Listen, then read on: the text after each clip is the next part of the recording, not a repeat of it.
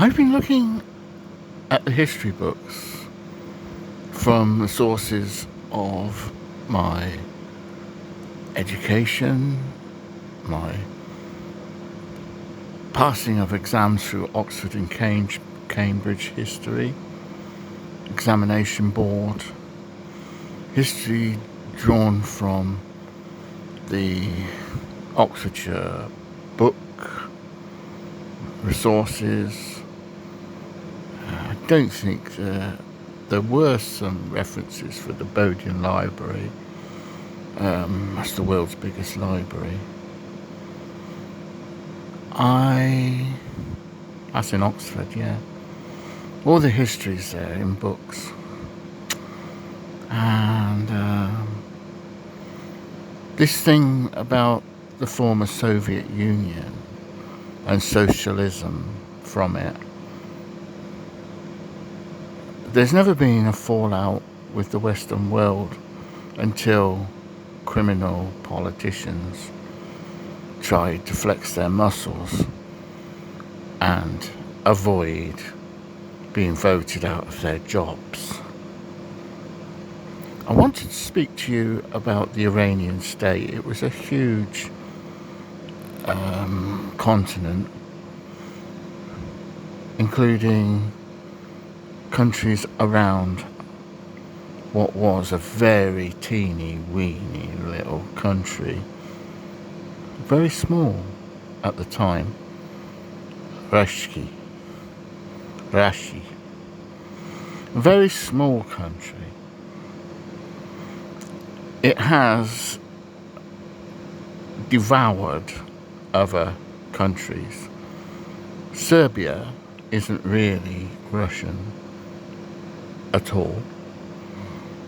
And, well, these missing borders from the so-called assaults on Russian country during the 1992 World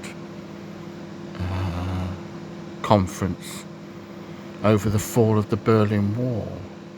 I put it to you that President Putin is insane. I'm a fully qualified mental health carer. I've said nothing up until now. I think he's insane. I've been trained by Oxford University hospitals. I know about mental health, and I think he is a dictator. He is criminally insane, and he is not trustworthy. I would like to say to you, as a member of the Western world, if that guy presses the button, that's goodbye to Russia. Gone forever. Because that's how we're thinking about you threatening us with nuclear weapons. At least that's the way I'm thinking. But I've got an invention that will get rid of nuclear bombs and make them useless. And I'm not letting any government take them from me. Shall I make them then? Shall I make these and sell them to armed forces around the world? You won't be able to stop me from being a peaceful person with complete nuclear disarmament, with science that's going to make nuclear bombs useless. That guy that invented them said, "Oh Lord, what have I done?" Scared people did all that sort of stuff. There's enough wars. Peace, man. So, I think President Putin's insane. And you ought to call for, what is it?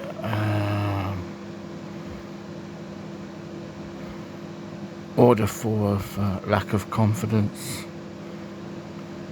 Yeah. Vote him out. That's what I want you to do. I don't want him in politics anymore because he's not a politician. He's a warmonger. And you've stolen land off of my friends. And I don't like that. Now, this thing about the Ottomans, people have said that around Eastern Europe, the Ottomans had occupied land. Well, that's really the wrong word, because the Ottomans were loving people.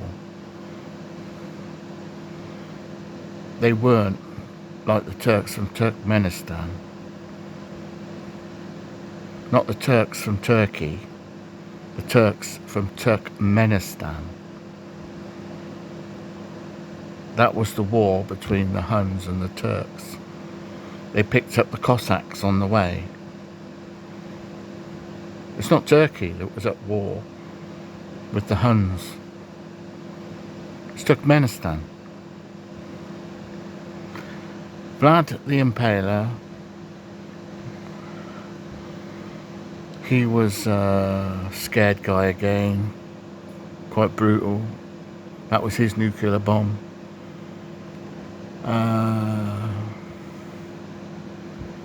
Genghis Khan, he came in and fought against the Turks from Turkmenistan. Kiev was born out of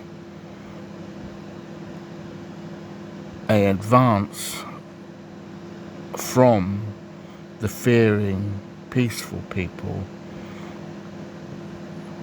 from the War of 700 AD. It was named Kievian, and it was its own country. And it's got nothing to do with Russia. And nobody was speaking that language that the Ukrainian Richelieu had made in 1600 and 1700 and something. You know, the seat of the world's peaceful churches formed in Odessa, Ukraine, 250 years ago, before Russia was even formed as a bigger state. The guy doesn't know what he's doing, and I think he's from Serbia. I don't think he's Russian. I think his relatives are from Serbia. And I've seen a photograph of a guy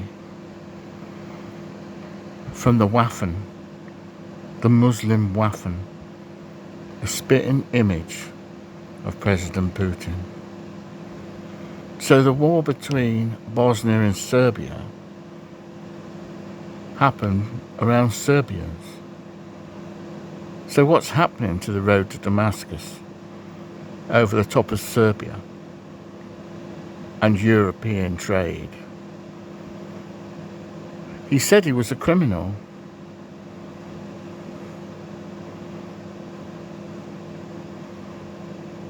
Ottomans are loving people.